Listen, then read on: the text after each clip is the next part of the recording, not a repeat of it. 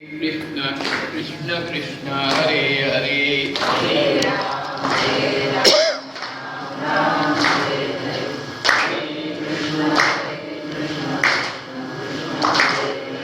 हरे राम राम राम हरे हरे हरे कृष्ण कृष्ण कृष्ण हरे हरे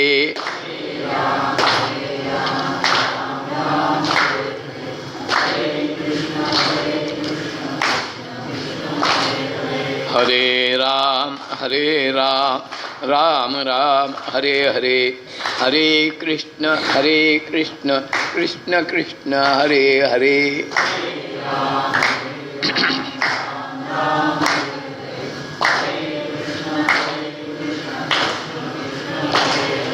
हरे राम राम राम हरे हरे हरे कृष्ण कृष्ण कृष्ण हरे हरे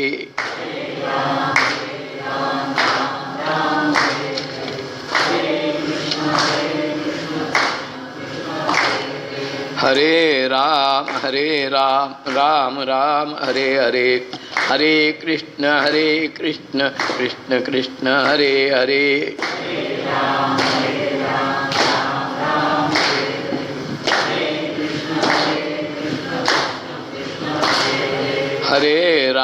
हरे राम राम राम हरे हरे हरे कृष्ण कृष्ण कृष्ण हरे हरे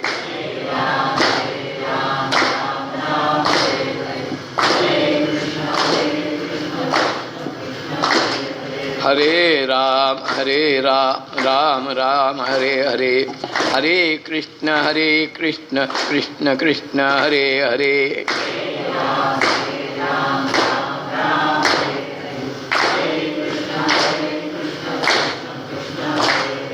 हरे राम राम राम हरे हरे हरे कृष्ण कृष्ण कृष्ण हरे हरे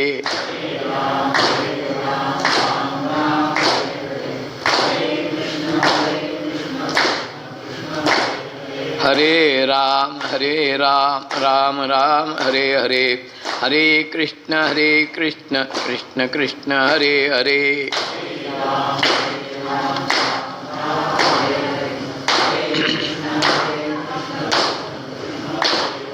हरे राम राम राम हरे हरे हरे कृष्ण कृष्ण कृष्ण हरे हरे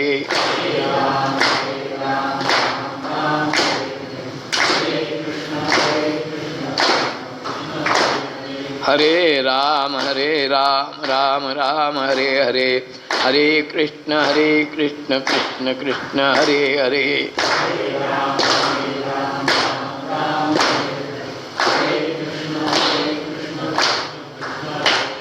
हरे राम राम राम हरे हरे हरे कृष्ण कृष्ण कृष्ण हरे हरे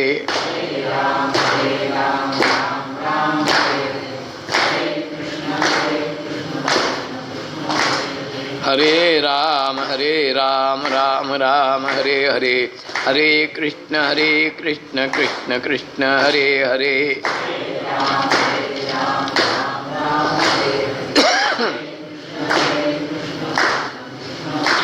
पुंडरीक वरदा श्री ज्ञानदेव श्री सद्गुरु ज्ञानेश्वर महाराज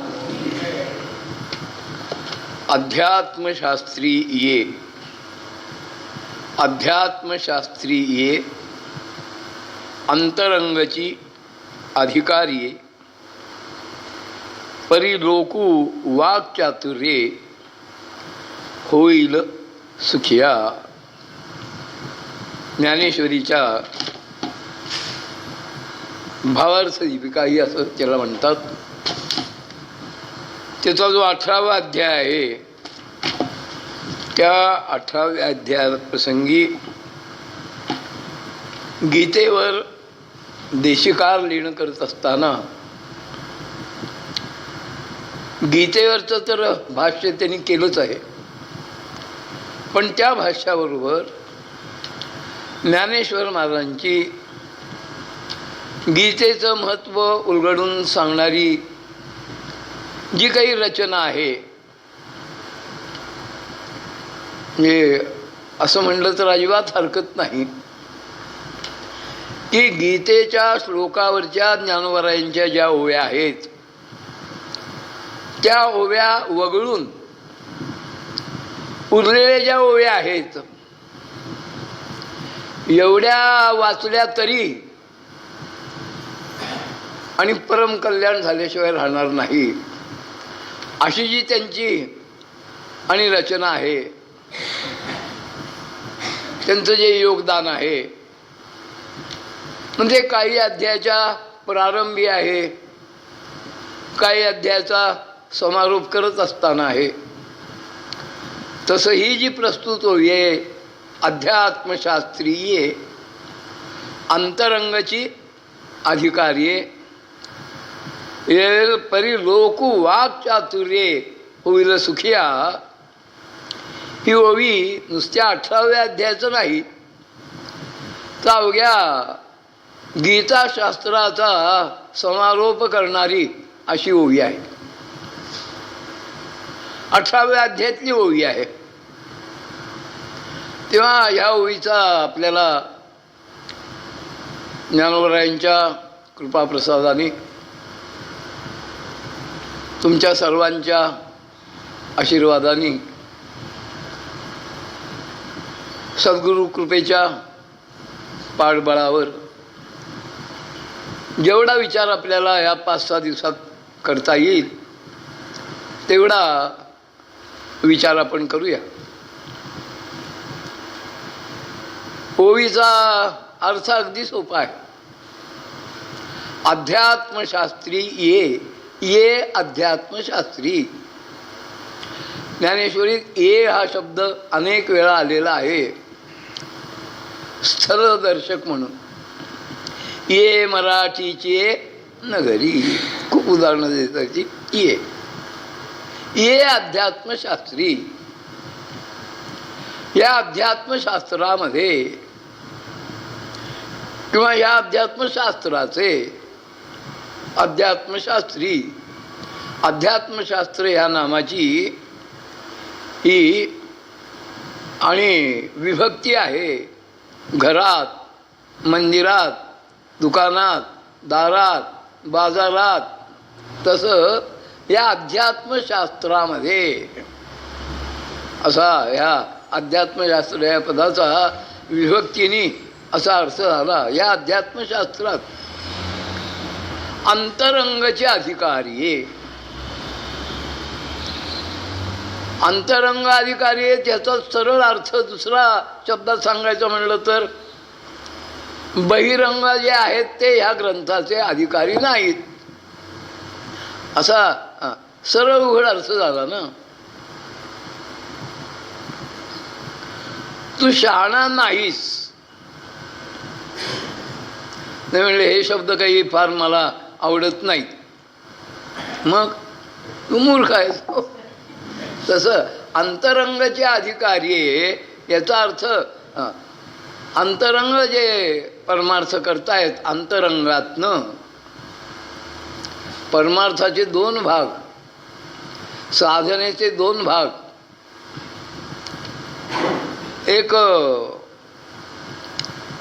साधन म्हणून होणारी साधना आणि भगवंताच्या प्रेमाने होणारी साधना.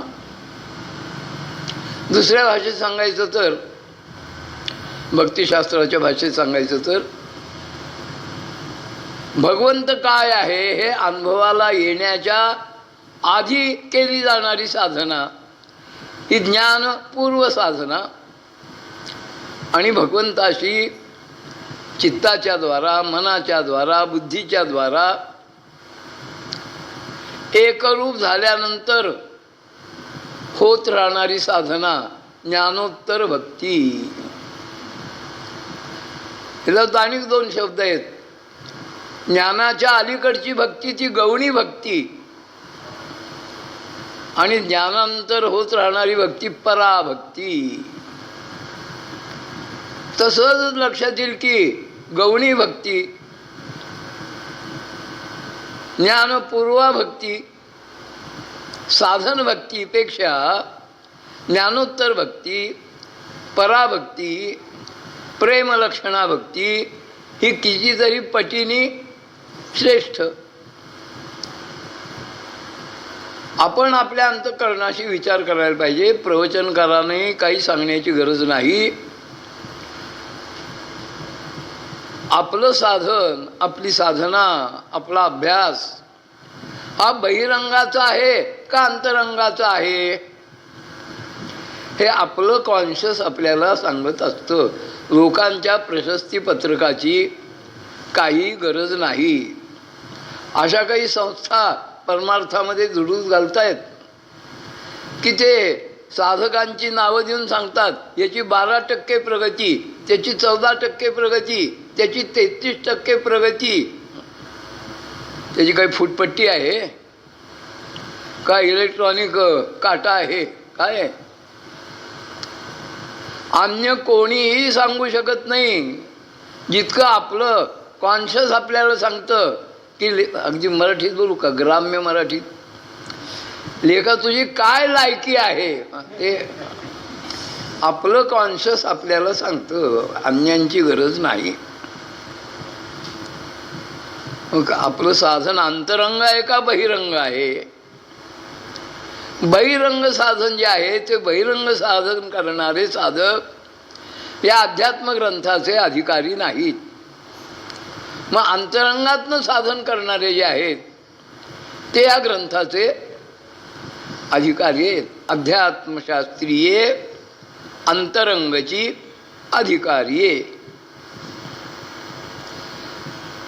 तर ज्ञानोबा हुशार आहेत म्हणणं म्हणजे सूर्य हा प्रखर आणि प्रकाश देणारा आहे असं म्हणण्यासारखं आहे. पण वस्तू ज्ञानियांचे राजे आहेत, तो ज्ञानदेव आहेत. त्यांना कल्पना आहे की अध्यात्मशास्त्र हे अवघ्या जीवांचं परमकल्याण करणारं जरी शास्त्र असलं तरी या ग्रंथाचे अंतरंग अधिकारी फार थोडे आहेत. हा विचार करा ना, तुम्ही किराणा भुसाराच्या दुकानात गेलात, जोंधळ्याची पोती असतात, तांदळाची पोती असतात, गव्हाची पोती असतात, साखरेचं पोतं असतं आणि बदाम, काजू, पिस्ते पोत्याच असतात का? मग काचेच्या बरणीत असतात ना. तसं काजू, बदाम, पिस्त्याचे ग्राहक फार थोडे आहेत. गहू, तांदूळ, जोंधळा याचे ग्राहक खूप आहेत. त्याला खप खूप आहे, मागणी खूप आहे. मग अधिकारी थोडे आहेत, अंतरंग अधिकारी थोडे आहेत. याची ज्ञानोबारायांना पूर्ण जाणीव आहे. असे सरसकट सगळे अधिकारी नाहीत. त्यांनी अनेक ठिकाणी अनेक प्रकारे सांगितले. एका श्लोकावर भाष्य करताना ज्ञानोबराय असं म्हणतायत, आस्थेच्या महापुरी रिगताती कोटीवरी परिप्राप्तीच्या पैलतिरी विपाईला निघे.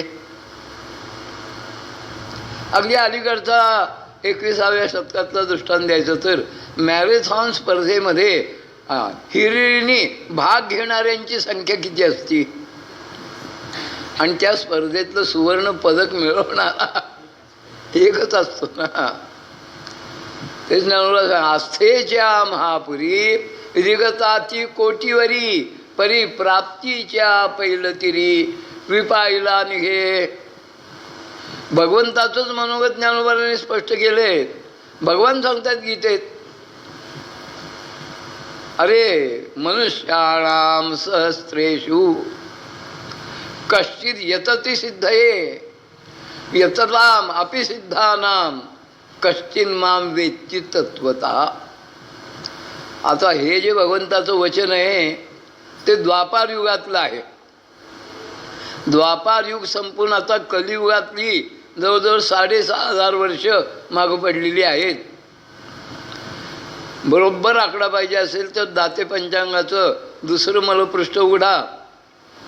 कलियुगाची किती वर्ष गेली आहेत आणि किती शिल्लक आहेत याचा त्यांनी हिशोब दिलेला असतो. दरवर्षी मागं पडलेल्या वर्षात एकाने आकडा वाढतो, शिल्लक राहिलेल्या वर्षात एकाने कमी होतो. 6,500 वर्षामध्ये आता मनुष्यानाम सहस्रेषु हात आणि दर नाही ठेवून चालणार हो. का तर भगवान सांगतात अर्जुनाला की अरे तुला मी नव्याने काही हा उपदेश करतोय असं नाही. इमं व्यस्वते योगम प्रोक्तवान अहमव्यम व्यस्वान मनवे प्राह. त्या व्यवस्थानाला सांगितलं रे. अर्जुनाची शंका आहे ती फेडली आहे त्यांनी, बहुनी मे व्यतीतानी वगैरे. आपल्याला तुर्तास तिकडं जायचं काही कारण नाही. महत्वाचा भाग असा भगवान सांगतात अरे पुन्हा का सांगावा लागतोय. स काले नेह महता योगो नष्ट परंतप. हे परंतपा, शत्रूला ताप देणाऱ्या अर्जुना, कालाच्या गतीमध्ये तो जो काही आत्मयोग आहे तो आत्मयोग पुसल्यासारखा झालेला आहे. का झालाय. माऊलीचं त्याच्यावरचं भाष्य आहे. प्राणिया कामी भरू, प्राणिया कामी भरू म्हणजे कलियुगाचा महिमा म्हणा काही म्हणा, पण मनुष्य मात्राच्या ठिकाणी काम विषय वाढलेला आहे. काम म्हणजे पंच इंद्रियांना हवे असणारे विषय. आपण काम या शब्दाकडं एक फक्त आणि शरीर संबंध एवढ्याच भावाने पाहतो. हा अत्यंत काम शब्दाचा संकुचित अर्थ आहे. काम याचा अर्थ 5 इंद्रियांना अनुक्रमे शब्द, स्पर्श, रूप, रस, गंध यांची जी भूक आहे ती जसा असा कलियुगाचा काळ मागं पडेल तसं तसं ही भूक वाढत जाणारी आहे. प्राणिया कामी भरू.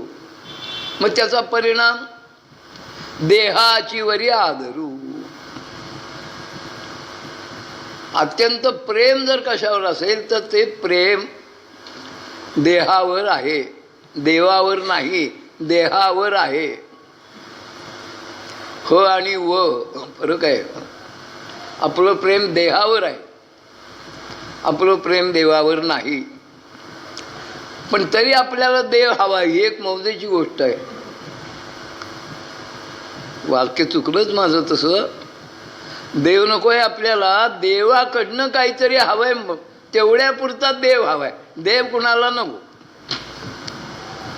तुकोबाराच्या सारखे महात्मे कृपावंत असल्यामुळं तुमच्या आमच्या दारात देव घेऊन आले. देव घ्या कोणी, देव घ्या कोणी. अरे बाबा कुणीतरी घ्या रे, घ्या. देव घ्या कोणी, देव घ्या कोणी. आईता आला घर पुसवणी.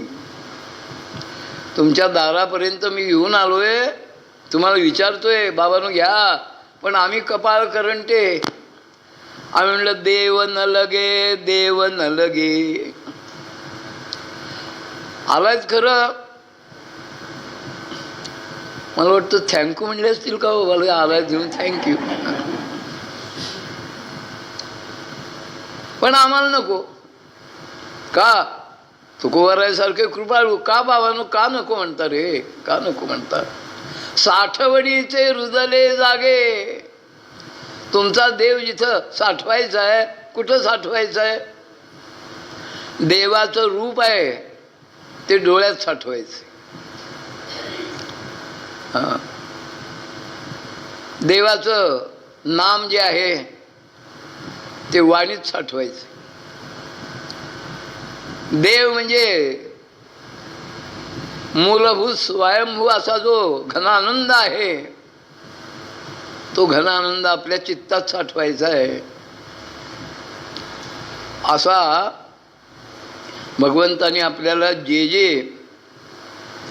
मन, बुद्धी, प्राण, इंद्रिय या सगळ्या जागा ज्या आहेत ना, त्या सगळ्या जागात देह साठवायचा आहे. पण आम्ही त्या जागा रिकाम्या ठेवलेल्या नाही आहेत. त्या जागा भरल्यात. कशाने भरल्यात? तर देहप्रेम, प्रपंचाचं प्रेम, संसाराचं प्रेम, यामुळे या सगळ्या इंद्रिय, देह, मन, बुद्धी, वाणी, डोळे, कान हे सगळे आमचे भरून गेले. तो नो व्हेकन्सी, बस मोकळी जागा नाही, भरलंय. प्राण्या कामी भरू देहाची वरी आदरू, आणि त्याचा परिणाम म्हणून झाला विसरू आत्मबोधाचा. आणि त्याचा परिणाम आत्मबोध जो आहे त्या आत्मबोधाचा आम्हाला विसर झाला आहे. म्हणून अर्जुना पुन्हा पुन्हा सांगावं लागतं, पुन्हा सांगावं लागतं. म्हणून सांगतोय. मग बहिरंग साधक आपण आहोत. माऊली ठाऊक आहे, भगवंताला ठाऊक आहे, व्यासन ठाऊक आहे, संतांना ठाऊक आहे. मग काहीच उपयोग नाही काय याचा. म्हणून पुढची ओळी पहा काय, परिलोक वाक्चातुर्ये होईल सुखिया. हा माऊलीचा विशेष आहे. अंतरंग अधिकारी जे आहेत ना, त्यांच्या हाती फळ लवकर येईल. कसं लवकर येईल? देखे उत्प्लवना सरिसा, पक्षी फळासी झोंबे जैसा, सांगे नरू केवी तैसा पाविनी वेगे.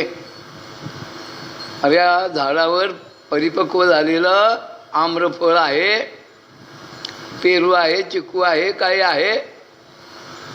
पक्ष्यांनी पाहिलंय, त्याला हवंय, रससेवन करायचं आहे. एका झेपेत तो आकाशातनं फळापर्यंत येईल.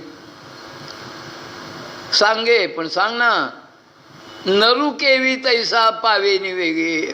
पण बाबा माणूस इतक्या वेगाने कसा त्या फळापर्यंत येईल ना? मग येणारच नाही का? नाही नाही म्हणले, असं काही खंत करायचं कारण नाही. तो सुद्धा येईल, पण हळूहळू येईल. तो हळूहळू ढाळे ढाळे केवतेने के वेळे, परी मार्गाचे निबळे निश्चित ठाके. निश्चित येईल तो, पण त्याला विलंब लागेल, त्याला विलंब लागेल, काळ लागेल. Step by step, step by step असा तो हळूहळू पण येईल. त्याच मार्गाने चाललेला असताना. म्हणजे गुरुदेव असं म्हणायचे रानडे, ते म्हणायचे गाडी ट्रॅकवर बंद पडली तरी विशेष दुःख नाही. तासानी 2 तासांनी केव्हा तरी ती आणि येईल, केव्हा तरी येईल ना. ट्रॅकवरनं कलंडलीच तर मग काय, आणि मुक्कामी त्या गाडीने जायची शक्यता नाही. दुसरं काहीतरी बघायला पाहिजे. तसं विलंब लागेल, विलंब लागेल, काही हरकत नाही. पण गाडी रस्त्यावर आहे ना, योग्य मार्गावर आहे ना, मग बहुनाम जन्मना म्हणते, ज्ञानवान माम प्रपद्यते, वासुदेव सर्वमिती स महात्मा सुदुर्लभा. भगवंतांना जबरदस्त आशा आहे की अनेक जन्म संसिद्धी तथा यांती पराम गतीम. आपण गीता वाचणारे आहात. अरे काही हरकत नाही, अनेक जन्मजन्मांतरी पण होईल. कोणाला? सामान्य जे बहिरंग अधिकारी आहेत ना, त्यांना सुद्धा हळूहळू का विना, पण बहिरंगातनं ते अंतरंगात येतील. ते कशामुळे येतील?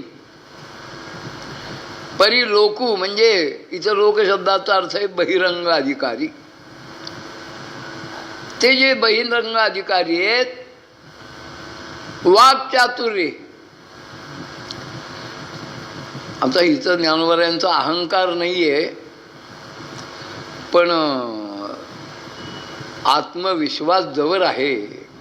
आत्मविश्वास वेगळा आणि ताठा वेगळा.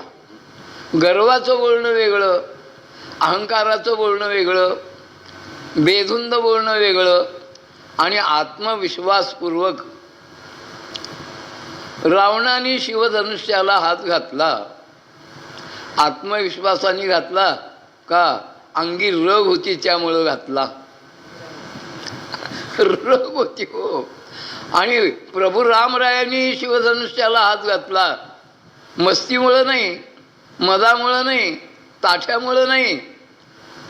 जबरदस्त आत्मविश्वास की हे धनुष्य उचलून याला प्रत्यंच्या फक्त आणि फक्त रघुवंशात अवतीर्ण झालेला साक्षात परब्रह्म परमात्मा यशोदा नंद तो आणि कौसल्या हृदय नंदन असा दशरथ तनय असा रामच फक्त हे करणार आहे. आत्मविश्वास आपण ऐकतो. आपल्या महाराष्ट्रातली गोष्ट सांगतो. सगळे तुम्ही नसाल ऐकून, पण बरीच मंडळी ऐकून असतील. आपल्या महाराष्ट्राची विद्वद्ध्येय मंडळी झाली ना, त्यात एक भांडारकर प्राच्य विद्या मंदिरामध्ये यांनी खूप काम केलं. त्यात एक चिंतामणराव वैद्य नावाचे अति थोर विद्वान, म्हणजे सर रामकृष्ण भांडारकरांच्या योग्यतेचे किंवा अगदी अलीकडचं बोलायचं तर अर्थशास्त्रातले तज्ज्ञ CD देशमुख अशा चिंतामणराव वैद्य. त्यावेळी एक मुंबई विद्यापीठ होतं आणि परीक्षेला सगळ्या विद्यार्थ्यांना विश्वविद्यालयाच्या परीक्षेसाठी मुंबईला जावं लागायचं. अशी मुलं निघाली होती. आता परीक्षेसाठी निघाली होती. प्रवासामध्ये चर्चा ही की यंदाच कुलगुरूंच्या नावाने ठेवलं गेलेलं सुवर्ण पदक यंदा कुणाला मिळणार, अशी चर्चा मुलात चालली होती. कुणी म्हणतं याचा अटेंडन्स खूप चांगला होता कॉलेजमध्ये. आता अटेंडन्स असतो का हो कॉलेजमध्ये, मला तरी प्रश्नच पडतो. यांनी नोट ज्या काढल्यात प्राध्यापकांच्या आणि लेक्चरमधनं फार चांगले आहेत. त्यांनी आपल्या विषयाचा त्या विषयाच्या संबंधातल्या अनेक पुस्तकांच्या वरनं खूप सांगोपांग अभ्यास केला आहे. असं याचा नंबर येईल, त्याला मिळेल, याला मिळेल, असं कुणी कुणी आपापला अंदाज वर्तवत होतं. हे चिंतामणराव ते चिंतू वैद्य होता. पुढं चिंतामणराव झाले चिंतूचे. बाकीच्यांनी विचारलं चिंतू तू का नाही सांगत, तुला काय वाटतं? त्या चिंतूने थोडा पॉज घेतला आणि तो म्हणलं अरे मगाचपासून मी ऐकतोय खुळ्यागत का उगाच बाप दवडता तोंडाची, का दात झिजवताय, कशाला जीव उचलून टाळायला लावताय? ज्या अर्थी आज चिंतू परीक्षेला निघालाय त्या अर्थी कुलगुरूंच्या नावाचं पद हे चिंतूलाच मिळणार आहे. बस करा ही आणि निष्फळ चर्चा. कळलं का? आत्मविश्वास काय, दर्पोक्ती नाही आहे, आत्मविश्वास आहे. तसं ज्ञानोबा आहे ना, आपल्या शब्दाच्या सामर्थ्याबद्दल दांडगा आत्मविश्वास आहे. परी लोक वाक्चातुर्य होईल सुखी.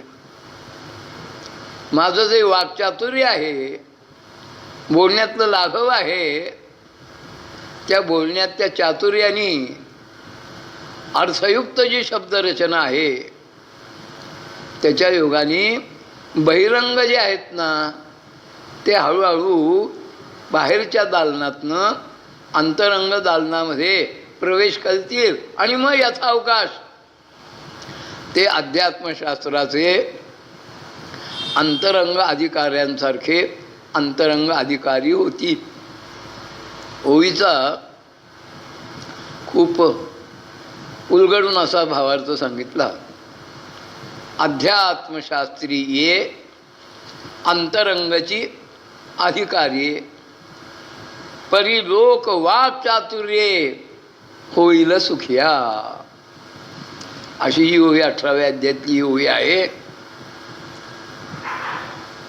माझ्या कल्पनेप्रमाणे 1750-1751 दरम्यानची ओवी असावी की जिथं ग्रंथ परिपूर्ण होत आलाय. 1810 ओव्या आहेत 18व्या अध्यायात. अशी ही ओवी आहे बहुतेक. ज्या 18व्या अध्यायातली ओवी आहे त्या 18व्या अध्यायाचं गीतेत स्थान काय आहे आणि 18व्या अध्यायात या ओवीचं काय स्थान आहे याचा आपल्याला विचार आणि करायला पाहिजे. ओवीतनं ज्ञानोबारानं काय सांगायचं हे लक्ष येण्यासाठी. 18वा अध्याय बाकीच्या अध्यायांसारखा गीतेतला एक अध्याय आहे. पहिला आहे, दुसरा आहे, 5वा आहे, 7वा, 9वा, 11वा, 18वा अध्याय. पण 18व्या अध्यायाचं विशेष काय? प्रत्येक अध्यायाचा एक विशेष आहे. विशेष 18व्या अध्यायाचा विशेषातला विशेष आहे. विशेषातला विशेष काय? 18वा अध्यायो नोहे. ते म्हणले हा नुसता काही 18व्या अध्यायातला 18वा अध्याय एवढंच नाही, एकाध्यायी गीताची आहे. बाबांनो, एकाध्यायी गीता आहे. आणि सध्या एक श्लोकी गुरुचरित्र, 52 श्लोकी गुरुचरित्र या शॉर्टकटला फार महत्त्व आलेलं आहे. का? काळच असं जबरदस्त आहे की कितीही त्याला परमार्थ साधना करावी असं वाटत असलं तरीसुद्धा जीवनक्रमच इतका घाईचा आहे, धांदलीचा आहे की त्याला वेळच होत नाही. मग नाही निदान 52 आणि अध्यायाचं गुरुचरित्र, निदान 52 श्लोक तरी नाही, सगळं श्रीमद भागवत वाचता आलं, एक स्कंद तरी नाही, स्कंद त्यातला एखादा अध्याय तरी नाही, अध्याय एखादा श्लोक तरी नाही, श्लोक एखादं पद तरी. किती सवलती आहेत ना. पण इतक्या सवलती असून सुद्धा आम्ही म्हणतो या फारच थोड्या आहेत. गुरुदेव परीक्षेला होते आणि तत्त्वज्ञानाच्या प्रश्नपत्रिकेमध्ये 8 प्रश्न होते आणि 8पैकी कोणतेही 5 सोडवावेत असा आणि ऑप्शन होता. गुरुदेवाने 8ही प्रश्न सोडवले, 8ही. आणि मॉडरेटरसाठी आन्सर पेपरवर एक नम्र सूचना दिली की मी 8ही सोडवलेत, तुम्हाला यातले कोणते 5 तपासायचे असतील ते तपासा. गुरुदेवांच्या जागी अण्णा असता तो म्हणलं असतं हे काय 8पैकी 5 काय, 18पैकी 5 म्हणजे बरंच झालं. ते काय 8पैकी 5 काय. किती सवलत, किती सवलत, किती सवलत. आम्ही कोरडेच कोरडेच. मग एकाध्यायी गीताची का सवड नाही हो. माणसाच्या जीवनाला वेग आहे. तरी अजून सांगली, कोल्हापूर, सातारा बरं आहे त्या मानाने. पण तुम्ही पुण्याच्या पुढं जा, मुंबईत तर काही बोलायचं कामच नाही. वैकुंठवासी परमपूज्य गुरुदेव मामा ज्यावेळी माधव बागेत प्रवचन असेल, कुठं दादरला प्रवचन असेल, कुठं कॉटन ग्रीनला असेल, कुठं आणि कोळीवाड्यात असेल, मुंबई परिसरात जिथं प्रवचन कीर्तन असतील ना, मामा हमखास एक दृष्टांत द्यायचं. ते म्हणायचे मुंबईमध्ये संडे फादर म्हणायला काही हरकत नाही. मी असं मामांच्यावर सुट्टी होती 2 दिवस शाळेला, मामांच्यावर गेलो मुंबईला. मामांच्या प्रवचनाचे वाक्य आलं संडे फादर. मी म्हणलो मामा हे काय प्रकरण. ते म्हणाले मुंबईतले फादर जे आहेत ना त्यांची आणि लेकरांची गाठ फक्त झाली तर रविवारीच होण्याची शक्यता. एरवी सोमवार ते शनिवार ते कामावर जातात, ते पोर झोपलेलं असतं, ते कामावर न येतात आणि ते झोपलेलं असतं. त्यामुळे एका पोराने विचारलं, आई अगं आज हे कोण आहेत आपल्या घरात? Sunday father. जीवनाला वेग भयंकर, हो भयंकर वेग, भयंकर. त्यामुळं नुसता 18वा अध्याय नाही, एका अध्यायी गीताची आहे. मग दुसरा एका अध्यायी गीता तो आहेच. गीता मंदिर आहे. जे बऱ्याच शहरातनं गीता मंदिर नावाची मंदिरं आहेत. हां, नागपुरात आहे, नाशिकमध्ये आहे, बऱ्याच महाराष्ट्रातल्या आणि युपीत तर खूपच ठिकाणी आहेत गीता मंदिर. आणि त्यात बिर्लांची गीता मंदिरं तर ख्यातनाम पावलेली आहे. पण गीता मंदिराची देवता काय आहे? विठ्ठल मंदिर म्हणलं की त्यातली देवता विठ्ठल. दत्त मंदिर दत्त, मारुती मंदिर मारुती, नवग्रह नवग्रह. गीता मंदिरात देवता काय आहे? दत्त आहे, मारुती आहे, गणपती आहे, काय आहे? गीता मंदिरामध्ये देवता आत्माराम ही देवता आहे. गीता मंदिरातली सिंहासनाधिष्ठित गाभाऱ्यातली देवता तुमच्या आमच्या सर्वांच्या हृदयामध्ये, जो हृदयस्थ सर्व सुखाचा बगीचा असं त्याचं माऊलीने वर्णन केलंय. तैसा हृदयामध्ये मी राम असता सर्व सुखाचा आराम. आराम या शब्दाचा अर्थ आहे बगीचा. बगीचा. भगवंत हा सर्व सुखाचा बगीचा आहे, बगीचा आहे. मग असा जो तुमच्या आमच्या सर्वांच्याच आत्माराम आहे. वेदांत भाषा त्याला कूटस्थ चैतन्य म्हणते. काही वेळा त्या कूटस्थ चैतन्याला प्रमेय, प्रमा आणि प्रमाता यांच्या संदर्भात प्रमातृ चैतन्य असं म्हणलं जातं. काही वेळा जीव आणि शिव यांच्या संदर्भामध्ये त्याला जीव चैतन्य म्हणलं जातं. शब्द वेगवेगळे आहेत. आत्माराम वस्तू एकच आहे. सर्वागटी राम देहादेही एक सूर्यप्रकाशक सहस्ररश्मी. संदर्भानुसार वेगवेगळी नावं आहे. पण जीव चैतन्य थोडा विचार करूया. जीव चैतन्य काय आहे? ज्या आत्मारामाने शरीर, इंद्रिय, प्राण, मन आणि बुद्धी याच्याशी संसर्ग केला आहे, यांची संगत धरली आहे आणि संगतीचा परिणाम आत्माराम आपलं आत्मरामत्व विसरला आहे आणि तो स्वतःला देह समजू लागलाय. असा ज्या आत्मारामाने, पुन्हा ऐका, फार तर लिहून घ्या, आत्मारामाने पंचमहाभूतांचा स्थूल देह, त्याच्यानंतर 17 तत्वाचा लिंग देह, पंच ज्ञानेंद्रिय आणि पंचप्राण, मन, बुद्धी यांच्याशी संगत केल्यामुळं स्वतःच्या आत्मतत्वास विसरलेलं आत्मतत्व म्हणजे जीव. आपण जीव शब्द अनेक प्रकारे उच्चारतो. अहो काही लोकांचा जीव जाणावा ना, जीव जायची पाळी आली, जीव खाऊन अनेक कितीतरी वेळा आपण, पण जीव म्हणजे बरोबर काय हे आपल्या लक्षात येत नाही. आणि एक विचारू का आपल्याला, जीव जातो म्हणजे काय होतं? आपण किती जणांचा जीव गेलेला पाहिला असेल ना. आपला पण एक दिवस जाणार आहे. जीव जातो म्हणजे काय होतं? हां,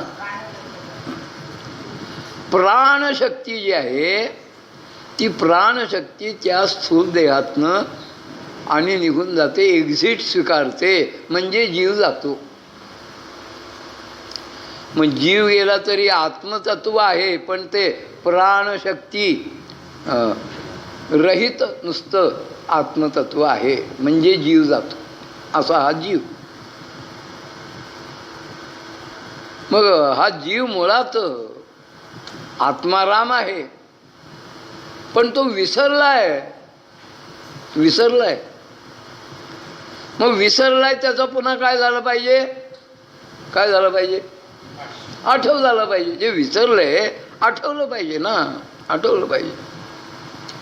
मग जीवाला आपल्या आत्मतत्वाची आठवण होणं, आठवण होता होता होता मी आत्मतत्वच आहे हे अनुभवाला येणं, म्हणजे जीवदशा संपणं आणि शिवत्वाचा अनुभव येणं. म्हणून जीवा शिवाची जडली, यातला इतका अर्थ आहे. तुका म्हणे कैची कीव कोठे जीव निराळा. मग असा जो मुळात आत्मस्वरूपा, पण संग काय करतो?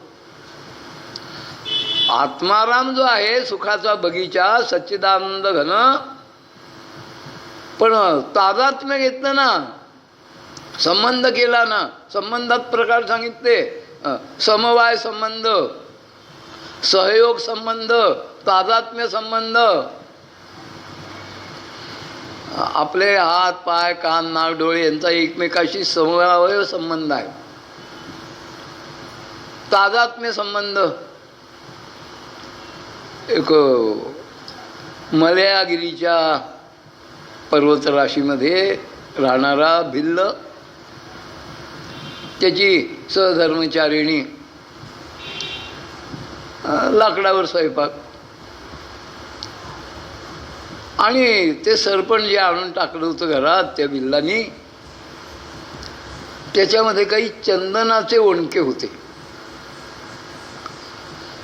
बाकीची लाकडं वापरावीत तसं त्या बिल्लिणीने चुरीत घातली लाकडं चंदनाची. तर चंदनाची लाकडं जाळायला लागल्यावर काय हो? तुम्ही कधी आग्यारीत गेलं का? आग्यारीत, हां, पारशी आग्यारीत गेलात ना, तुम्हाला चंदन जळल्यानंतर काय सुगंध येतो याचा अनुभव येईल. पहा, दारातनं पाऊल ठेवता क्षणी यायला लागेल. तसं चंदन चुलीत घातली तिने, सुगंध सुगंध. तो म्हणला, अगं काय हे? ती म्हणजे काय म्हणजे? स्वयंपाक करते, दिसत नाही का? दिसते म्हणला, स्वयंपाक कर, काय स्वयंपाक केलाच पाहिजे ना. अगं पण चंदनाची लाकडं. ती म्हणजे मला माहीत असतं तुम्ही घातली असती का? बरं म्हणलं, असू द्या, आता जळलं तेवढं जळलं, बाकीचं तरी जळायला नको. काय भाव आहे चंदनाचा? आज साधारण 3 इंच व्यासाचं आणि 10 ते 11 इंच लांबीचं अस्सल चंदनाचं खोड जवळजवळ 35,000 रुपयाला पडतं. चंदनाचा भाव आहे सध्याचा. तो म्हणला, असं मूल्यवान काढतो ओढून म्हणला. ती म्हणले, अहो ते जळतंय, हात भाजतील. कसे भाजतील म्हणला? मलयागिरीचं. अरे हो बाबा, मलयागिरीचं चंदन आहे, पण आता चुलीत पेटलेलं आहे ना. तादात्म्य संबंध. दृष्टांत सोडा. आत्माराम आहे, पण स्थूल देहाशी, इंद्रियांशी, प्राणाशी, मनाशी, बुद्धीशी तादात्म्य केलं. आणि मग काय म्हणू लागला? देहखंडा नामात्मा. अरे आत्मा आहे काय? हा देहच आत्मा. ईश्वर पाषाण प्रतिमा. ते 2 खून झाले, त्यांचा तपास जारीने सुरू आहे. त्यांचे खून झाले हे काही कोणी बरं म्हणणार नाही, पण ज्यांचे खून झाले ना, त्यांच्या मुखातनं मुक्ताफळं जी बाहेर पडली होती, त्याचा जर कोणी शहाणपणाने विचार केला तर ती काही सत्कार करण्याच्या लायकीची माणसं निश्चित नाही.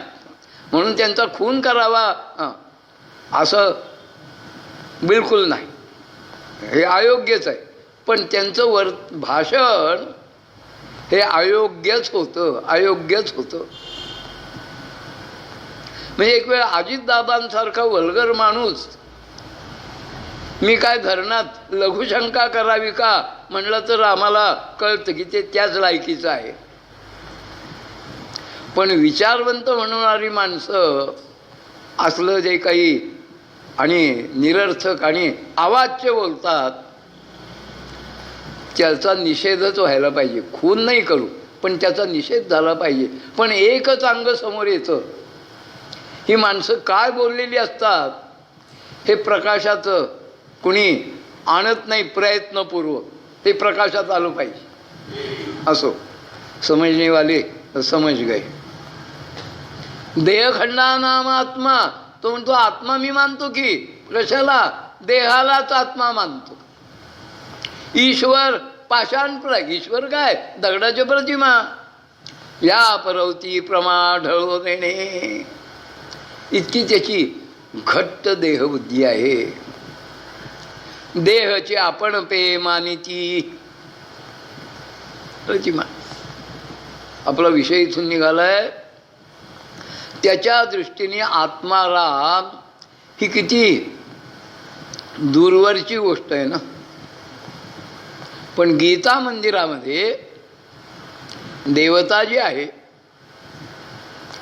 ते आत्मारामाचं मंदिर आहे. आत्मराजाचे सभे गीते ओढवले हे खांबे. ज्ञानोबाने एक रूपकालंकार केला आहे. 18 अध्याय आहेत, 700 श्लोक आहेत. ते म्हणतात 18 दालनाचं असं हे गीता मंदिर आहे. आणि या दालनाचं छत आहे, ते छत तोडण्यासाठी 700 काय आहेत, खांब आहेत. आत्मराजाचे सभे गीते ओढवले हे खांबे. प्रत्येक श्लोक हा एक खांब आहे. आणि असं जे गीता मंदिर आहे त्यातल्या गाभाऱ्यात सिंहासनावर आत्माराम ही उपास्य देवता आहे. असा हा आणि गीता ग्रंथ त्यातला 18वा अध्याय. अनेक रूपक काय ज्ञानोबाजी ह्यावेळी सांगतायत. परी लोकू वाक्चातुर्य होईल सुखिया. हे वाक्चातुर्य काय आहे जाता लक्षात घ्या म्हणून सांगतो. ते म्हणतात गीता आत्मयापती निरांजना आली. गीता ही मोठी पतिव्रता आहे.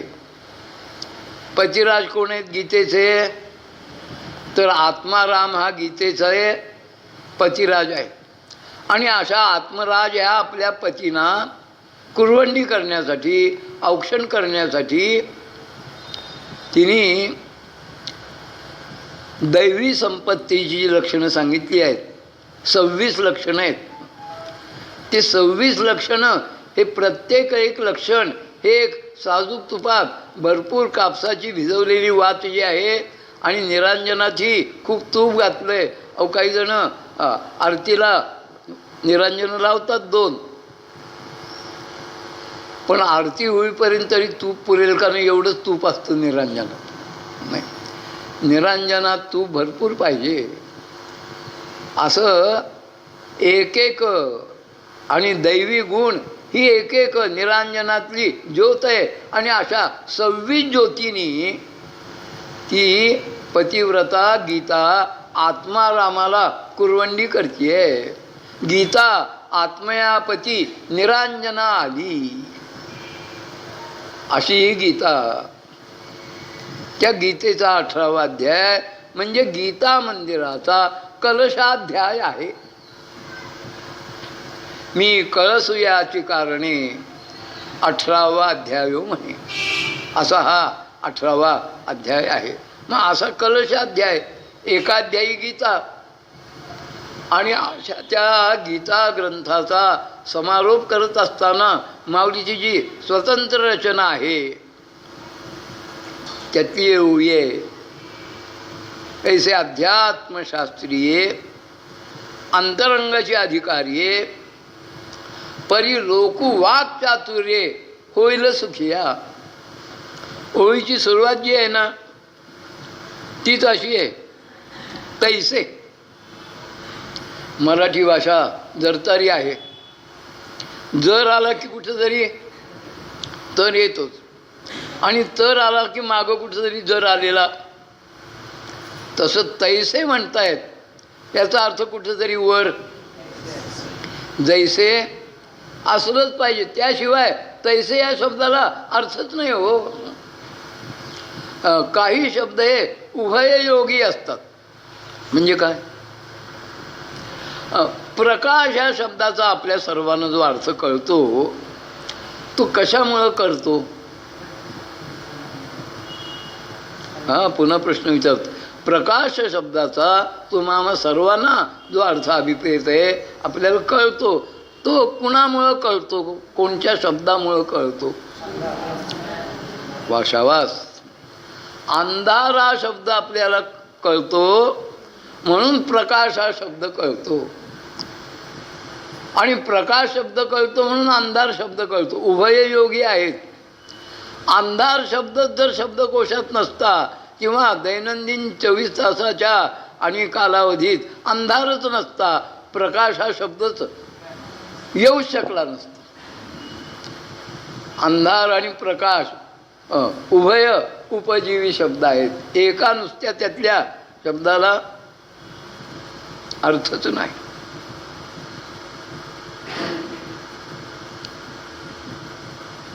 हल्ली सगळ्यांना श्रीमती म्हणतात. मला त्याच्याबद्दल काय बोलायचं नाही, कारण का मी बोलून काही फरक होणार नाही. पण आमची पिढी फरक करत होती. कुमारी, चिरंजीवी, सौभाग्यवती, कांक्षिणी, त्याच्यामधली कुमारी आणि चिसौकामधली कन्या, मग चिसौका, मग सौ, योगायोगाने गंगा भागीरथी. आता सगळ्या श्रीमती. सौभाग्यवती अमुक म्हणलं की काय अर्थ कळतो?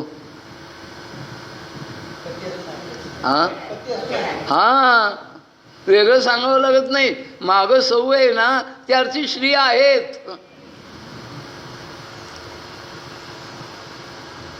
पण श्री आहेत म्हणल्यावर सौ असतीलच असं तुम्हाला घडलेली गंमत सांगतो. सांगलीमध्ये वैकुंठवासी परमपूज्य गुरुवर्य मामांचा एक कार्यक्रम होता, पुस्तक प्रकाशन होतं. सांगलीचे त्यावेळेचे राजेसाहेब हे अध्यक्ष होते. मामांच्या हस्ते प्रकाशन होतं, आणि कार्याचं निवेदन करणारे जे होते ना, त्यांच्या कामात कुशल होते. पण त्यांना मामांच्या विषयी पूर्ण माहिती नव्हती. तेव्हा त्यांनी निवेदन करत असताना मिस्टर अँड मिसेस दांडेकर असा उल्लेख केला. मामाने त्यांना बोलताना थांबवलं. ते म्हणले, अहो तुम्ही नेहमीच्या आणि प्रथेनुसार या कार्यक्रमाला श्री आणि सौ दोघं आले असतील, हा तुमचा अंदाज मी काही चूक म्हणत नाही. पण अहो श्री असले म्हणजे सौ असावीच लागती असं नाही. मीच म्हणलं, पहा श्री आहे पण सौ नाही.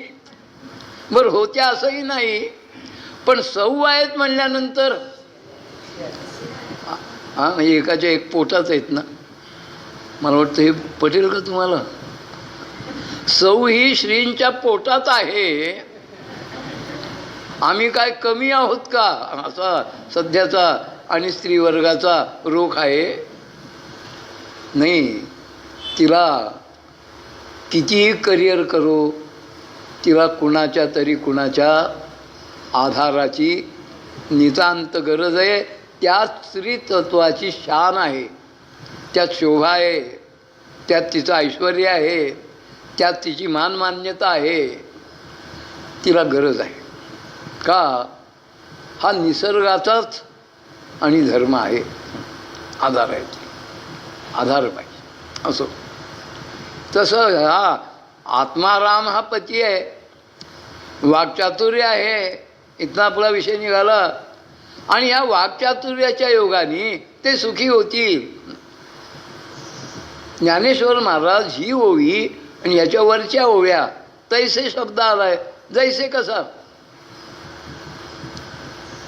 अहो, चांदणं जे आहे अश्विन कार्तिक मासातलं निरभ्र आकाशातलं दुधाच्या साईसारखं अत्यंत अमृत मधुर असं चांदणं आहे.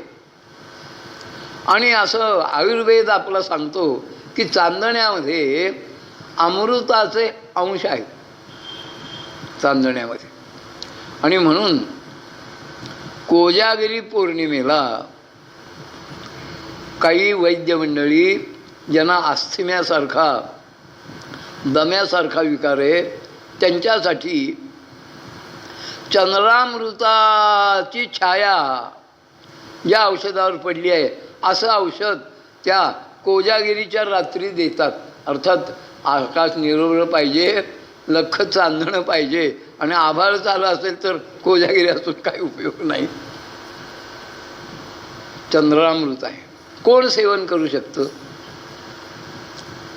तर चंद्रामृत सेवन करण्यासाठी चकोर तळे लागतात हो. कावळे करू शकत नाहीत. कावळे करू शकत नाही. ते चकोर जसे चंद्रामृत सेवन करतात. शारदीचे चंद्रकळे माझी अमृत कण कोवळे ते वेचिती मवे मवाळे चकोर तलगे त्या परिश्रुता अनुभवावी हे कथा अति हळुवार पण चित्ता आणोन्या. तसं यावेळी सांगतात तैसे त्या चातक पक्ष आणि चांदण्यातलं चंद्रामृत हा जसा अधिकारी आहे तसा अंतरंग अधिकारी आहे. मग ग्रंथ काय आहे? अध्यात्मशास्त्री. हे जे शास्त्र आहे हे अध्यात्मशास्त्र आहे.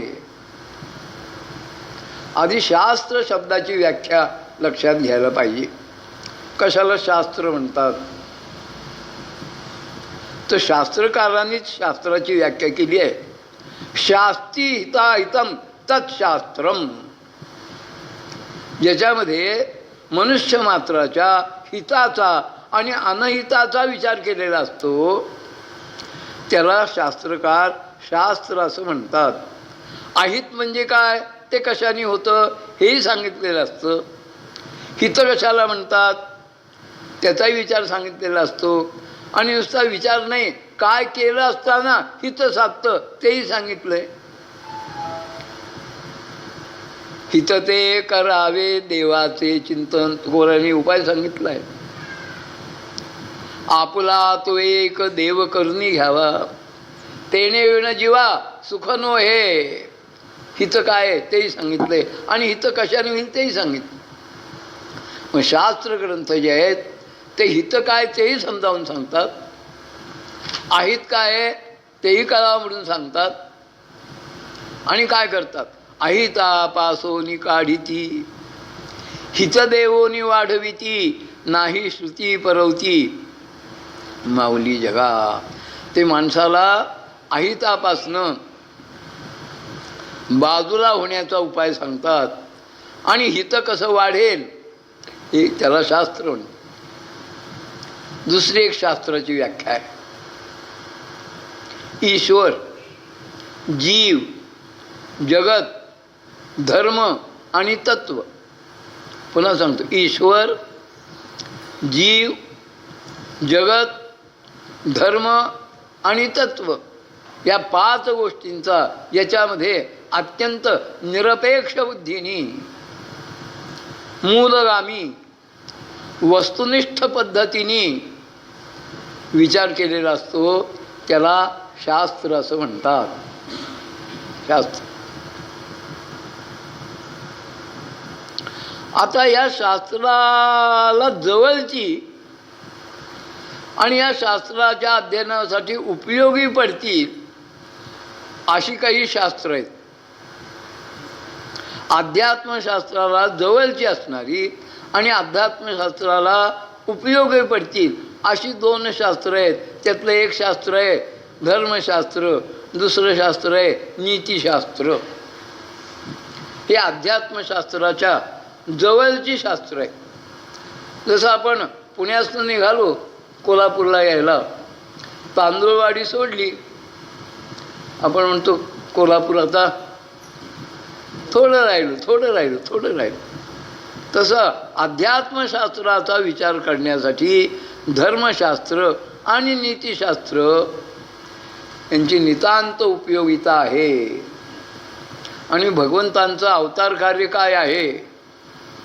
धर्म आणि नीती एका केंद्रात आणणं हे भगवंताच्या अवतार कार्यातलं एक प्रमुख प्रयोजन आहे.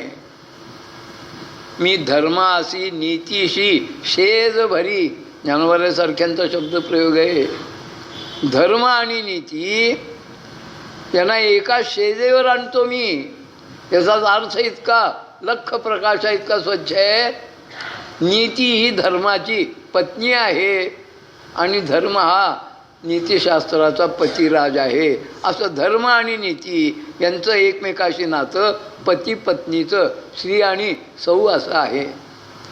पण यांची फारकत होऊन चालणार नाही. आम्ही ज्यावेळी जमखंडीतनं पुण्यात आलो 41 साली 40 साली, त्यावेळी पुण्यात गणेशोत्सव होते, पण बिभत्स नव्हते. सुसंस्कृतपणा होता, सभ्यता होती, काहीतरी प्रबोधन होतं, मनोरंजनही होतं, पण ते निखळ सात्विक आणि मनोरंजन होतं. बिभत्सता नव्हती, किळसवाणं नव्हतं काय. का परवा सांगलीमध्ये मी होतो 8 दिवस 10 दिवस. 5व्या दिवशी 7व्या दिवशी 9व्या दिवशी मिरवणुका निघाल्या सार्वजनिक मंडळांच्या. एक 2-4 मंडळं अपवाद सोडली. एक आमच्या चौकातलं 20वा मंडळ, एक सिटी हायस्कूल शाळेचं आणि गणेशोत्सव, बापट बाल मंदिर किंवा संभाजी पवारांचं विजयंता, अशी 2-4 अपवाद सोडली तर बाकीच्या मिरवणुकीत नाचणारी मंडळी होती ना, 100% दारू प्यायलेली नाचत होती. हो, दारू प्या, ते बघवण्यासारखं दृश्य नव्हतं.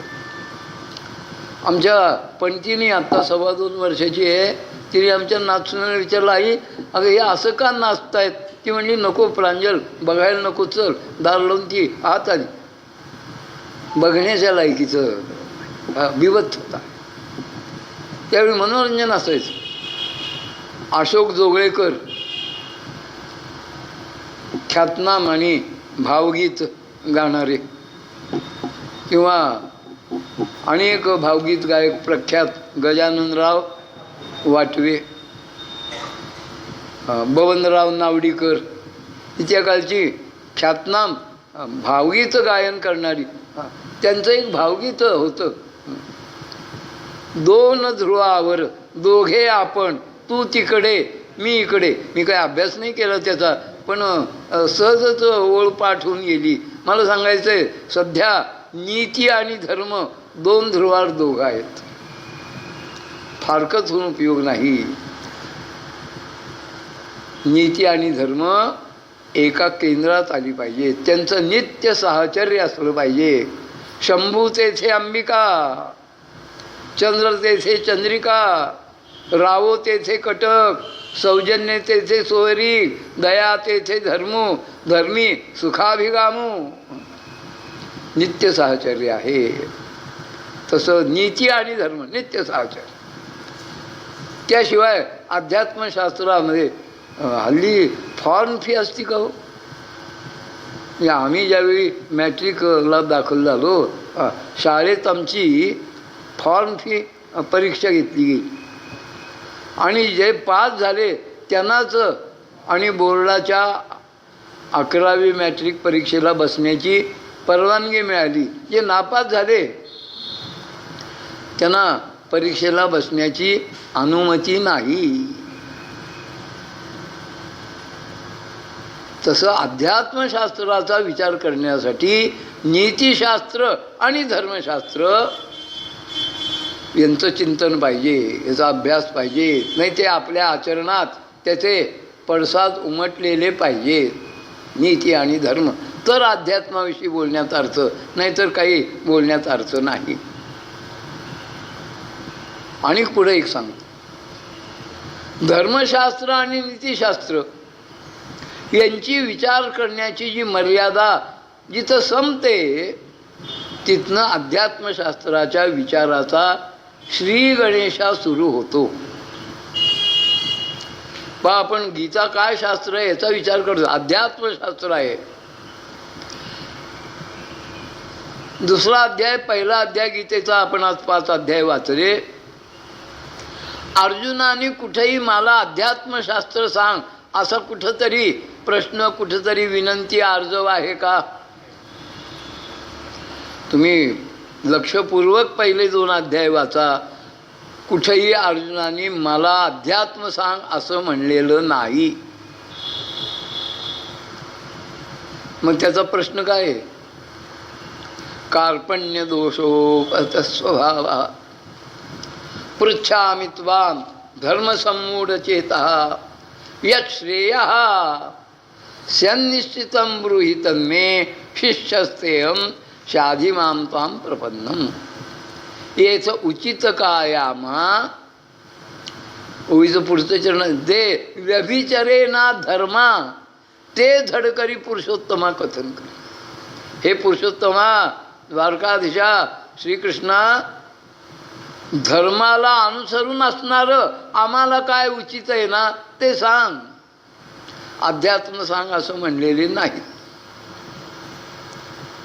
पण अर्जुनाचं भाग्य असं आहे की त्याला श्रीकृष्णासारखा सद्वैद्य लाभला आहे. वैद्य हा चांगला लाभला पाहिजे, नाही तर मग यथा काष्ठंच काष्ठंच. म्हणजे समर्थाने त्या दासबोधात तर स्थूल शरीराला होणाऱ्या रोगांची जंत्रीच दिली आहे, यादीच आहे. एका ग्रस्तांना असं काही झालं, ते गेले वैद्यांच्याकडं. वैद्याने विचारलं काय होतंय? तो म्हणलं काय होते मला कळत असतं तर मग तुमच्यासारख्या वैद्यांची काय गरज नाही का? साधी गोष्ट आहे ना. पण सध्याचा काळ असा आहे, आपल्याला काही होत नाही हे कळून घेण्यासाठी सुद्धा थोडके नाहीत. त्या कोल्हापुरातली गोष्ट सांगतो. आता कोल्हापुरात आहे का नाही मला माहीत नाही. आता मग कुठं आहे का? कोल्हापुरात आहे का? आता 2 वर्षापूर्वीची गोष्ट. आपल्याला काही होत नाही हे आमच्या कुलकर्णीला अथवा प्रज्ञानंदांना कळून घेण्यासाठी 80,000 रुपये खर्च करावे लागले. आणि मग हायेस्ट ऑथॉरिटीने सांगितलं तुम्ही का आलायत आमच्याकडं, तुम्हाला काहीच होत नाही. त्यांनी सांगितलं मूर्ख म्हणून आलो, दुसरं काय हो का. असं सद्वैद्य आहे. तसं हा मूर्ख माणूस, म्हणजे आधी कुणाला रोग होऊ नये आणि झाला तर ना शहाण्याला व्हावा, मूर्खाला होऊ नये. पण हा मूर्ख. त्याने विचारलं डोकं दुखतंय का? नाही म्हणलं. नाहीत, नव्हतंच. त्यामुळं दुखायचा प्रश्नच नव्हता. हो. सर्दी नाही, खोकला नाही, पडसं नाही, पोट ठीक आहे, ताप नाही, काय होतंय? तो म्हणला कसनुसं होतंय. चरक संहितेत सुद्धा स्थूल शरीराचे जे रोग आहेत त्यात कसनुस हा रोग नाही, पण याला झाला. ते तसेच होते वैद्य. ते म्हणले काही बाईचा काढा घ्या. तो म्हणला आजच नाव ऐकतोय. तो म्हणला मी सुद्धा रोगाचं नाव आजच ऐकतोय, कसनुस. म्हणून काय होईल? काहीतरी होईल. मी फक्त संस्कृतातलं एक सुभाषित मराठीत स्पष्ट करून सांगितलं. यस्य कस्य तरोर्मूलम येन केनापि घर्षती यस्य कस्य प्रदातव्यम यद्वा तद्वा भविष्यती. तसं अर्जुनाचं भाग्य सैद्वैद्य आहे, सद्वैद्य आहे.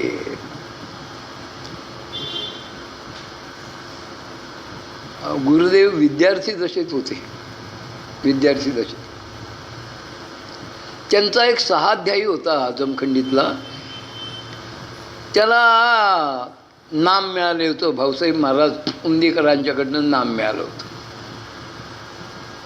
तो नामाविषयी बोलायचा. गुरुदेवांची बुद्धी सतेज. ते विचारलं, काय रे पैलवान होता तो, अरे नाम घेतलं तर परीक्षेत पहिला नंबर यायला उपयोग होईल का? गुरुदेवांचा मूलभूत प्रश्न आहे कल्लू पैलवानाला, ज्याला नाम मिळालं होतं त्याला.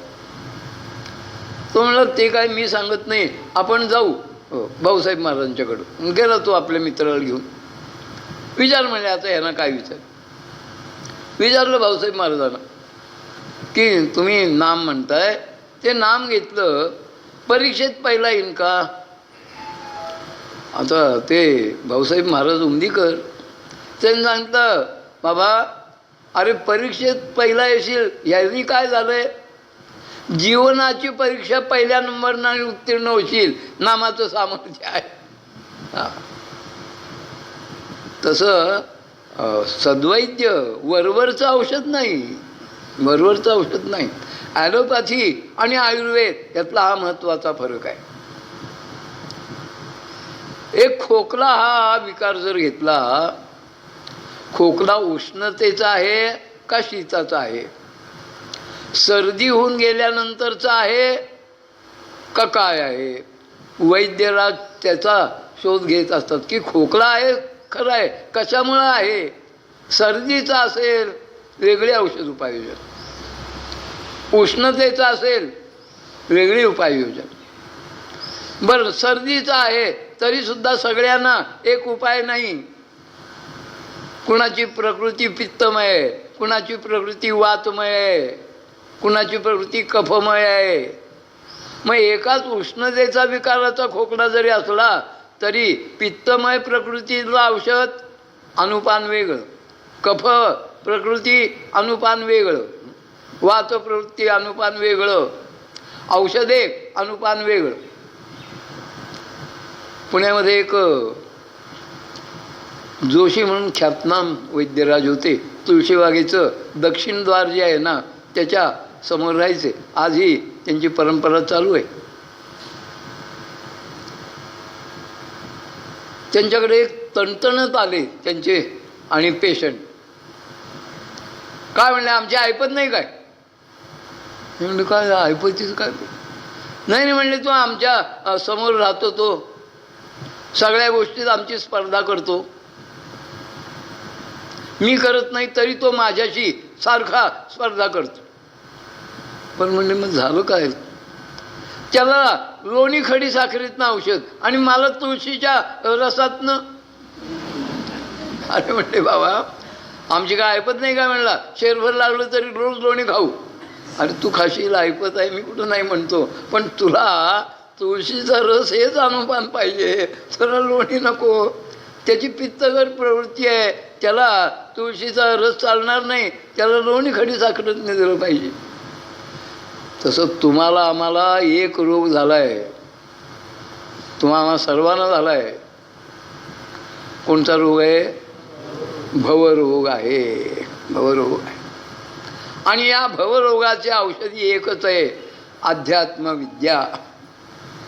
अध्यात्मविद्येशिवाय अन्य कोणताही औषध उपचार, मात्रा, रसायन, गुटी कोणची नाही. फक्त आणि फक्त अध्यात्म हा एकच आणि औषध उपचार आहे भवरोगावर. भवरोगा ऐसे जाय आणि काय क्षुल्लके. मग अर्जुनाला भवरोग झाला आहे आणि त्याला कृष्णासारखा की जो वेदीची प्रतिपाद्य देवता आहे, जे वेदीची प्रतिपाद्य देवता, तो ये ग्रंथीचा वक्ता. त्यांनी वक्त्याची उंची सांगितली आहे. बाबांनो, गीता सांगणारं कोण आहे? अण्णा गाणेकर नव्हे. वेदांच्या प्रतिपादनाचा विषय असणारा असा आद्या, वेद प्रतिपाद्या, स्वसंवेद्या, आत्मरूपा असा तो परब्रह्म परमात्मा द्वारकाधीश भगवान श्रीकृष्ण हा त्याला सद्वैद्य लाभला आहे. आणि त्याचा प्रश्न जरी धर्मविषयक असला तरी धर्मशास्त्र न सांगता धर्मशास्त्राच्या विचाराची मर्यादा तिथं संपते आणि अध्यात्मशास्त्राच्या विचाराचा जिथनं श्री गणेशा होतो ते अध्यात्मशास्त्र त्यांनी गीतेच्या माध्यमातून अर्जुनाला सांगितलं आहे. अध्यात्मशास्त्री ये 700 श्लोक आहेत. अभ्यास थोडं लक्षपूर्वक चिंतनपूर्वक जर गीता वाचली तर आत्ता सांगितलं की वक्ता काय योग्यतेचा आहे. वक्ता जसा योग्यतेचा आहे तसा श्रोतासुद्धा तुल्यबळ पाहिजे ना, तुल्यबळ पाहिजे. नाही तो वक्ता श्रीकृष्णासारखा, श्रोता अण्णा घाणेकरासारखा, काय उपयोग. अहो काही माणसं असतात अशी, ऐकतात प्रवचनाळीत. बरं पुढची पिढी ही अत्यंत तल्लक बुद्धीची आहे, नाकारून चालणार नाही, वास्तव आहे. मी तर असं म्हणतो नको इतकी तल्लक बुद्धी आहे. नको इतकी म्हणतो त्याचं कारण सांगतो. ती आता आमची सांगितलेली पण ती 2.25 वर्षाची आहे, तिला शाळेत घातली आहे. ती परवा घरी आली शाळेच्या गाडीतनं आणि ती आमच्या नाचुनेला सांगू लागली, मम्मा माझा बॉयफ्रेंड. बापरे, 2.25 वर्षाची मुलगी, पुढं काय ह्या जीवनाला आकार येणार. म्हणून म्हणलं नको इतकी तल्लक बुद्धी आहे. नको त्या वयात, नको त्यातलं, नको तितकं कळू लागलेलं आहे. मी चिंता करण्याचं काही कारण नाही. पालक जे आहेत ना त्यांनी पाल्यांच्या हिताचा जरूर विचार करण्याची वेळ आलेली आहे. विचार केला पाहिजे योग्यच वेळी की मुलं काय बघतात, मुलांना आम्ही हातात काय साधनं आणून देतो. काल आमच्या घरी आनंदाची पूजा होती. विट्यातनं एक पाहुणे आले, मराठी 3रीतली मुलगी आहे, तिला बापाने व्हॉट्सअप आणून दिलं आहे. काय पाहणार मुलगी ती, काय ऐकणार, काय वाचणार, कुठं चाललो आपण.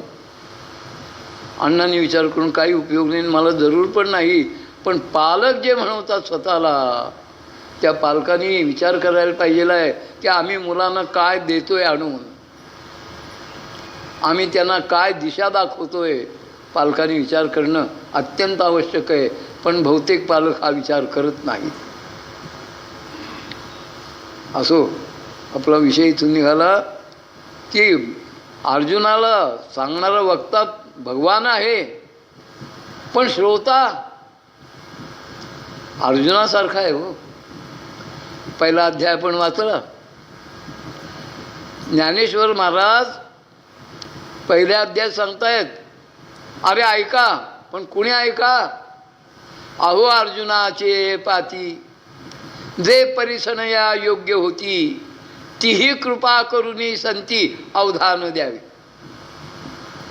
अर्जुनाच्या पंक्तीला बसून ऐकण्याची ज्यांची योग्यता आहे त्यांनी मी काय म्हणतो ते ऐकावं. यातनंच अर्जुन किती श्रेष्ठ दर्जाचा श्रोता आहे हे माऊलीला सांगायचे. जसा वक्ता श्रेष्ठ आहे तसा श्रोताही श्रेष्ठ आहे. का, तो अंतरंगाचे अधिकारी आहे. याचाच अर्थ अंतरंगाचे अधिकारी म्हणत असताना ज्ञानेश्वर महाराजांनी अध्यात्मशास्त्र ग्रंथ जो आहे त्याचा अनुबंध चतुष्टय सांगितलेला आहे. अनुबंध चतुष्टय, चतुष्टय याच्यावरून कळेल आपल्याला 4 गोष्टी. अनुबंध म्हणजे संबंधित. कोण अनुबंधी आहेत? नाशिकला म्हणजे फलटणच्या गोसावी कुलातले एक मोसो गोसावी वयाच्या 24व्या वर्षी प्रिन्सिपल म्हणून आणि कामावर रुजू झाले. आज हयात आहेत, कार्यरत आहेत. त्यांनी एक आपल्या वडिलांच्या नावाने शिवपार्वती प्रतिष्ठान म्हणून एक प्रतिष्ठान आणि उभं केले. आणि काही अत्यंत आस्था असणारे मंडळी ना ते अनुबंधी करून घेतात. अनुबंध जवळचा नित्य संबंध त्याच्याचे आहेत अनुबंध. मग अंतरंग अधिकारीमध्ये अनुबंध काय आहे? 4 गोष्टी आहेत. अधिकारी, विषय, संबंध आणि प्रयोजन. पुन्हा सांगतो, अधिकारी, विषय, संबंध आणि प्रयोजन याला अनुबंध चतुष्टय म्हणतात. म्हणजे अध्यात्मशास्त्र अशा स्वरूपाचा असणारा हा गीता ग्रंथ, त्याचा अधिकारी कोण आहे, या ग्रंथाचा विषय काय आहे, या ग्रंथाचा अनुबंधी जो आहे त्याचा या विषयाशी संबंध काय आहे, आणि या सगळ्याचं त्या अनुबंधीला फळ काय मिळणार आहे. अधिकारी, विषय, संबंध आणि प्रयोजन याला अनुबंध चतुष्टय म्हणतात. आणि त्यातला अंतरंग कोण मग अधिकारी? तर अनुबंध चतुष्टयातला अधिकारी लक्षात घेतल्यानंतर तो अधिकार ज्या 4 गोष्टीमुळे प्राप्त होतो ती साधन चतुष्टय संपन्नता. काय 4 साधनं? शम, दम, श्रद्धा, उपरती आदी. शमदमादी षटक. आत्मानात्मविचार, इहामूत्र फलभोग विराग आणि तीव्र मुमुक्षता ही आहे साधन चतुष्टय संपन्नता. असा जो आहे तो अंतरंग अधिकारी आहे. कशाचा? अध्यात्मशास्त्री अंतरंगची अधिकारी आहे. परी लोकू वाक्चातुर्ये होईल सुखिया. पुढचा विचार उद्याच्या सेवेत कर. पुंडरी श्री ज्ञानदेव सद्गुरु ज्ञानेश्वर. विठ्ठल विठ्ठल विठ्ठल विठ्ठल विठ्ठल विठ्ठल विठ्ठल. पुंडरी कवरदा श्री ज्ञानदेव सद्गुरु ज्ञानेश्वर.